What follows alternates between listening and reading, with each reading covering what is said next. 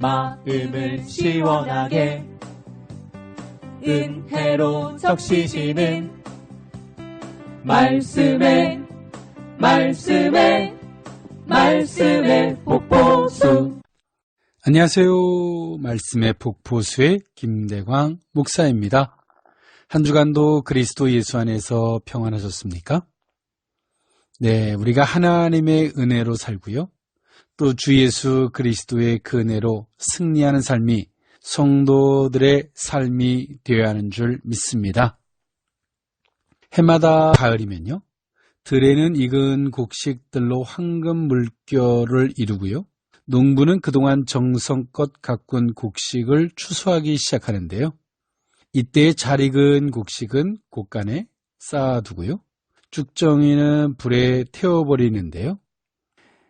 우리 주님께서도 재림하심에 있어서 우리 주님께서도 재림시에 추수할 농부의 모습으로 오셔서요, 알곡과 쭉정이를 가려내실 것인데요. 그때 우리는 알곡 성도로서 가려져 주님의 영생을 누릴 수 있어야 할 줄 믿습니다. 열매가 있는 신앙, 참된 믿음의 신앙을 가진 저와 여러분들의 모습들이 되어야 할 줄 믿습니다. 오늘은 지난주에 이어서요, 마태복음서 15장 29절에서 39절에 있는 말씀을 통하여 은혜를 나눠보고자 하는데요. 본격적인 은혜를 나누기에 앞서서 찬양 하나 듣고 오고자 합니다. 조수아가 부릅니다. 주님과 함께.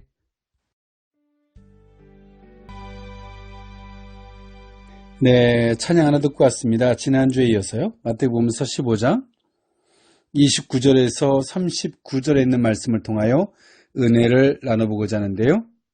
오늘 본문을 제가 봉독해 드리고자 합니다. 예수께서 거기서 떠나서 갈릴리 호숫가에 이르러 산에 올라가 거기 앉으시니 큰 무리가 다리 저는 사람과 장애인과 맹인과 말 못하는 사람과 기타 여럿을 데리고 와서 예수의 발 앞에 앉힘에 고쳐주시니 말 못하는 사람이 말하고 장애인이 온전하게 되고 다리 저는 사람이 걸으며 맹인이 보는 것을 무리가 보고 놀랍게 여겨 이스라엘의 하나님께 영광을 돌리니라. 예수께서 제자들을 불러 이르시되 내가 무리를 불쌍히 여기노라. 그들이 나와 함께 있은지 이미 사흘임에 먹을 것이 없도다. 길에서 기진할까 하여 굶겨 보내지 못하겠노라. 제자들이 이르되 광야에 있어 우리가 어디서 이런 무리가 배부를 만큼 떡을 얻으리이까? 예수께서 이르시되 너희에게 떡이 몇 개나 있느냐? 이르되 7개와 작은 생선 2마리가 있나이다 하거늘 예수께서 무리에게 명하사 땅에 앉게 하시고 떡 7개와 그 생선을 가지사 축사하시고 떼어 제자들에게 주시니 제자들이 무리에게 주매 다 배불리 먹고 남은 조각을 7 광주리에 차게 거두었으며 먹은 자는 여자와 어린이 외에 4,000명이었더라. 예수께서 무리를 흩어 보내시고 배에 오르사 마가단 지경으로 가시니라. 아멘. 오늘 본문은요, 예수님께서 병고침과 칠병이어의 이적을 소개하고 있는 본문인데요. 예수님께서는 이미 보리떡 5개와 물고기 2마리로 5,000명이 넘는 사람들을 배불리 먹이신 일이 있지요. 그것이 마태복음서 14장 13절에서 21절에 소개되어지고 있습니다. 그런데도 오늘 제자들은요, 또다시 양식에 대한 걱정을 오늘 본문에서 하고 있습니다. 마치 가나안 땅을 향해 나아가던 이스라엘 백성들이 그러했듯이 예수님의 제자들은요, 상황이 조금만 곤란해지면 이미 자신들이 체험한 주님의 놀라운 권능에 대해서는 까마득히 잊어버리고 금방 불신앙적인 태도를 드러내면서요, 우왕좌왕했던 것입니다.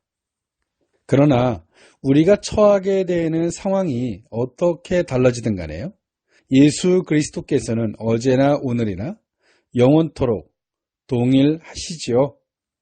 그 동일하신 하나님을 히브리서 13장 8절에 소개하고 있습니다. 결코 우리는 두려워할 필요가 없습니다. 그럼에도 불구하고 한편 계속해서 언급되는 예수님의 권능을 대할 때마다 너무 이적적인 요소에만 감탄할 것이 아니라 인간들에 대한 주님의 극진한 사랑에 감사하는 자세를 지녀야 할 필요가 있습니다. 예수님의 이적은요, 자신의 초자연적인 능력을 과시하기 위해서가 아니었습니다. 하나님 나라의 도래를 체험적으로 보여주는 동시에요, 가난하고 병들고 소외당한 사람들에 대한 관심과 사랑의 발로에서 행해졌기 때문입니다. 특히 오늘 본문에서 칠병여의 이적이 이방 땅에서 행하여졌다는 사실은요, 이러한 주님의 사랑과 구원의 은총이 모든 사람들에게 보편적으로 행해지는 것을 증거하고 있습니다. 예수님께서 이 땅에 죄를 대속하고 구원자로 오셨다는 사실, 그 예수님의 은혜로 말미암은 은혜가 얼마나 큰지를 그 병고침의 사건과 칠병여의 이적을 통해서 오늘 본문은 잘 보여주고 있습니다. 네, 여러분, 우리가 믿는 예수 어떤 분이십니까? 때로는 우리가 주변 사람들을 통하여 예수님께 이런 큰 은혜를 입었다, 주님께 큰 은혜를 입었다라고 말하는 사람들 앞에 우리는 감탄을 하는 자인가요? 아니면 그 이적의 수혜자로서 주님을 간증하고 증거하는 자인지 우리는 한 번쯤 돌아봤으면 좋겠고요. 우리가 더 이상의 관중이 아니라 우리가 신앙 안에서 주인공이 되어야 함을 결코 잊어서는 안 될 줄 믿습니다. 네, 오늘 우리 본문의 구절을 보면 29절에서 31절까지 병자들을 치유해 주신 사건과 32절에서 39절 칠병여의 이적을 소개해 주고 있습니다. 가나안 여인의 딸의 병을 고쳐주신 주님, 그리고 그 믿음을 인정해 주셨던 주님, 그 주님께서 많은 병자들을 치유해 주시는 은혜가 있었는데요. 저는 사람, 장애인, 맹인, 말 못하는 사람, 앞을 보지 못하는 사람, 이 모든 자들이 예수님의 은혜를 입어서 치료가 됐고 회복이 됐고, 또 앞을 보지 못하는 사람들이 예수님의 은혜를 입어서 앞을 보게 되었다는 것이죠. 이러한 은혜는 구약적 맥락에서 보면 말씀의 성취이고요. 구약의 메시아가 오면 이런 은혜가 있겠다고 했는데 이 이적을 일으키시는, 이 기적을 일으키시는 분이 곧 메시아됨을 예수님 스스로 구약의 말씀을 들어서 증명하고 있다는 사실입니다. 이들의 연약함은요, 스스로 나온 자도 있지만 마태복음서 15장 30절에 여러 사람들이 데리고 와서 예수님의 발 앞에 안침에 예수님이 고쳐주신 은혜도 있었다는 사실이죠. 개인의 믿음과 주변의 여러 사람들의 믿음을 통해서도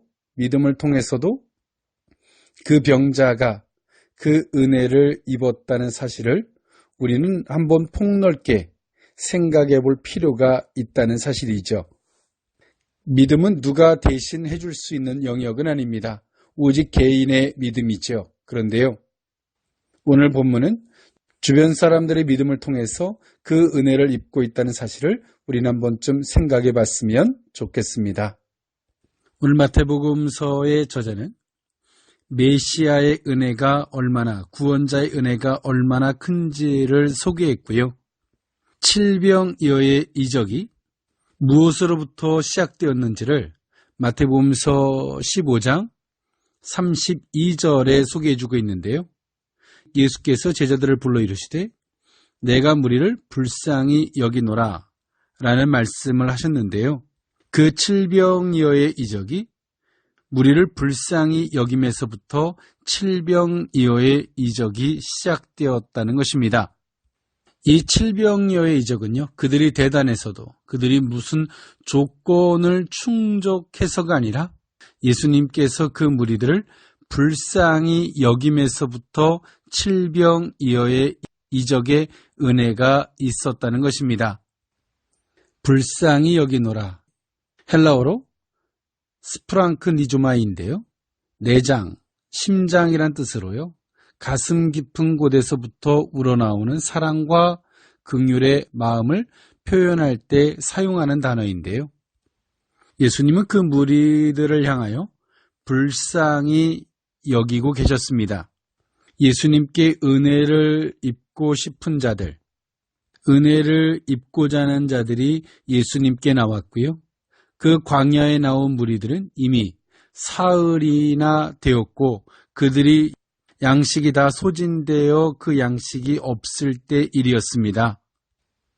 그런 상황에서 예수님은 사흘임에 먹을 것이 없도다. 길에서 기진할까요? 굶겨 보내지 못하겠노라. 라고 32절에 말씀하신 것과 같이 예수님은 그들이 길에서 기진할까요? 굶겨 보내지 못하겠노라. 라는 말씀을 통해서 그 무리들을 불쌍히 여기고 계십니다. 예수님이 여기서 불쌍히 여기심은 여러 가지 의미를 내포하고 있는데요. 목자 없는 양과 같이 이때 당시에 종교 지도자들이 그 역할을 상실해 있었고 목자 없는 양과 같은 이때 당시에 소외되고 가난한 자들 또한 죄에 눌려서 질병으로 고통당하는 자들 세상이 어떤 방법으로도 해결될 수 없기에 예수님께 나왔고 가지고 온 양식이 다 떨어져 사흘이 되었을 때 이들이 다시 집으로 돌아가고자 할지라도 그 길에서 기진할까 예수님은 걱정하셨죠. 그러한 예수님의 그렇게 불쌍히 여기는 마음을 예수님은 갖고 계셨다는 것입니다. 예수님의 이 안타까움의 소리를 듣고 제자들은요. 33절에 제자들이 이르되 광야에 있어 우리가 어디서 이런 무리가 배부를 만큼 떡을 얻으리까라고 걱정을 하게 됩니다. 이 제자들은 오병이어의 이적도 경험했고요. 가나안 여인의 딸이 치유되는 사건도 봤고 예수님에게 나왔던 많은 무리들이 소경이 눈을 뜨고 저는 자가 걸으며 안진뱅이가 일어나고 말 못하는 자가 말을 하게 되는 이 수없는 기적들을 경험했던 제자들은 양식 앞에서 고민하고 걱정하고 있는 어처구니 없는 모습을 우리는 보게 되는데요. 제자들의 이런 모습은 왜 그럴까요? 참된 믿음의 부재도 있고요. 예수님께서 과거에 이러한 기적들, 이러한 이적들을 일으키셨을 때에 오늘 그 기적과 이적들 앞에서 이들은 황홀해했고 놀랍게 여겼지 그것을 믿음으로 받아들이지 못했던 제자들의 모습으로 이해하면 좋을 것 같습니다. 출애굽했던 이스라엘 백성들이 광야에서 하나님의 수없는 기적과 이적을 경험했음에도 불구하고 그들이 그 당시에 현실에서 겪는 문제 앞에 또 좌절하고 불신앙을 가졌던 이스라엘 백성들의 모습이 제자들을 통해서 떠오르게 되는데요. 이스라엘 백성들은 그때 당시에 왜 그랬을까요? 하나님에 대한 경외함이 없었고요. 그 하나님을 믿음의 대상으로 보지 못했던 어처구니 없는 모습이었겠지요. 그러면서도 하나님의 목적이 아니라 가나안 자체가 목적이 되었던 이스라엘 백성들의 모습은 똑같은 문제를 계속 반복하면서도 그 근본적인 문제가 해결되지 못하고 있었습니다. 오늘 그러한 문제와 같은 맥락에서 오늘 예수님의 제자들도 동일한 모습으로 보여지고 있습니다. 오늘 이런 본문을 보면서 우리의 모습은 어떨까요? 병을 고쳐주시는 주님이 또 물질적인 문제는 해결이 안 될까요? 때론 물질적인 문제를 해결하셨던 주님이 우리의 건강은 해결하실 수 없을까요? 때론 잘못된 은사의 논리들로 말미암아 어떤 사람에게는 신유의 은사를 가르치는 은사를 하나하나 쪼개놓다 보니까 어떤 문제들이 발생을 하게 되냐면요. 하나님께서 그 모든 것들을 하실 수 있음에도 불구하고 우리가 경험했거나 우리가 알고 있는 영역에만 하나님의 기적을 국한시켜서 생각하는 오류를 범할 수 있다는 사실이지요. 하나님은 전지전능하신 하나님이신 줄 믿습니다. 모든 것들을 가능케 하실 수 있는 분이신 줄 믿습니다. 예수님은 제자들에게 말씀하십니다. 34절에 예수께서 이르시되 너희에게 떡이 몇 개나 있느냐 이르되 7개와 작은 생선 2어머리가 있나이다거늘 35절 예수께서 무리에게 명하사 땅에 앉게 하시고 36절에 떡 7개와 그 생선을 가지사 축사하시고 떼어 제자들에게 주시니 제자들이 무리에게 주매 37절에 다 배불리 먹고 남은 조각을 7광주리에 차게 거두었다라고 성경은 소개해주고 있습니다. 그러면서 먹은 자는 여자와 어린아이 외에 4,000명이었다라고 성경은 말하고 있지요.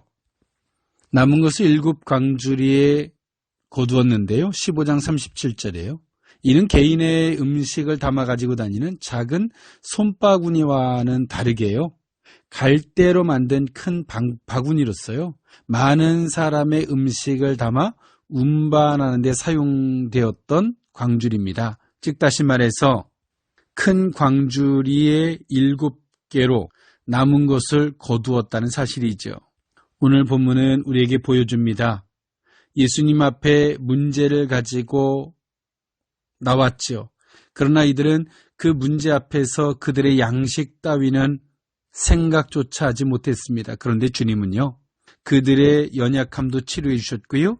그것을 넘어서 그들의 굶주림도 주님은 해결해 주셨는 줄 믿습니다. 그리고 예수님이 베푸시는 이런 은혜는 그들의 굶주림 배만 채워지는 데서 머무르지 아니하고 배불리 먹되 모든 사람들이 배불리 먹을 수 있도록 더 나아가서 7광주리에 남는 놀라운 역사, 그 풍족한 은혜로 함께 하셨다는 사실입니다. 메시아로 이 땅에 오신, 구원자로 이 땅에 오신 예수의 은혜가 어떤 것인지를 오늘 본문은 우리에게 잘 보여주고 있지요. 주님 앞에 연약한 모습으로 나오지만 주님은 그 문제뿐만이 아니라 더불어 그 주변에 있는 모든 더 큰 은혜를 베풀어 주시는 주님의 풍족한 은혜를 통해서 주님은 우리의 목자 되신 주님이 우리에게 얼마나 큰 은혜가 되는지를, 어떠한 대상이 되는지를, 그 목자 되신 주님을 어떠한 대상으로 바라봐야 되는지를 오늘 본문은 우리에게 잘 보여주고 있습니다. 그 주님은 우리의 믿음의 대상인 줄 믿습니다. 우리는 그의 양으로서 그 목자의 인도를 받고 그 인도를 따라가는 순종의 신앙이 되어야 할 줄 믿습니다. 주님은 추억의 주님이 아니라 기억의 주님을 넘어서 오늘 주님은 어제 함께 했던 주님이 오늘도 함께 하시고 내일도 함께 하시는 그 놀라운 능력의 주님이 된다는 사실을 우리는 기억할 수 있었으면 좋겠습니다. 주님은 지금도 당신의 인도를 받고자 하는 자들, 당신의 구원의 은혜를 입고자 하는 자들을 위해서 주님은 지금도 일하고 계십니다. 우리가 바라는 것뿐만이 아니라 더 이상, 더 놀라운 역사를 일으켜주시는 주님이 되십니다.